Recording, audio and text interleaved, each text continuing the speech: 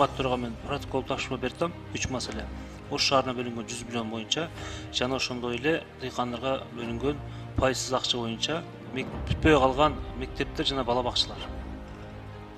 10дон ашык мектептерибиз бар. Мен өтө көп жолу айттым. Каяка кетти, кайсы жака иштеттиңер? Эмне үчүн Ош шаарына ошол которулбады? Ошол иштер аткарылган жок.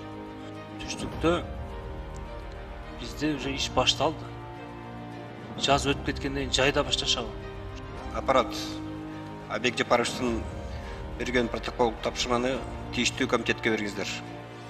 Алмазжан Акынжанович, мен 3 суроом бар, ошону жазып аласыз.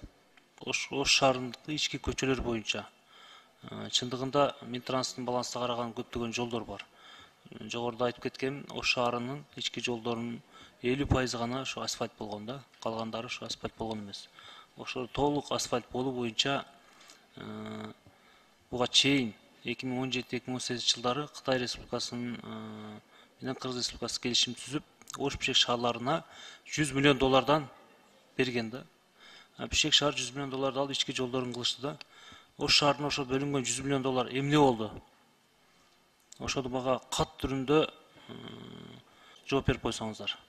Кат түрүндө эмне болду? 100 миллион доллар Ош шаарына ички жолдорун оңдоо боюнча 100 миллион доллар акча бөлүнгөн.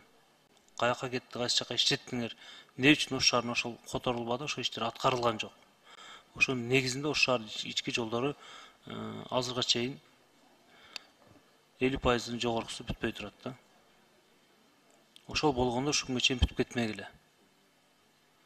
Жана ошондой эле айыл чарба боюнча да жакшы сөздөр болуп турат. Айыл чарба өзүңөр билесиңер, түштүктө бизде уже иш башталды. Биздин дыйкандарга кредит берүү боюнча РСК банк, Айыл банк, Керемет банктар уже ишин баштаса болот, түшүндүрмө иштерин кылса болот. Азыркыга чейин турат да. Эртең алар жаз өтүп кеткенден кийин жайда башташабы? Жайда аларга акчанын кереги жок болуп калат. Ошого мүмкүн болсо, ушул биздин дыйкандарга кредиттерди, пайсыз кредиттерди эртерээк баштасаңыздар. Урматтуу төрага мен протокол тапшырма бердим. 3 маселе.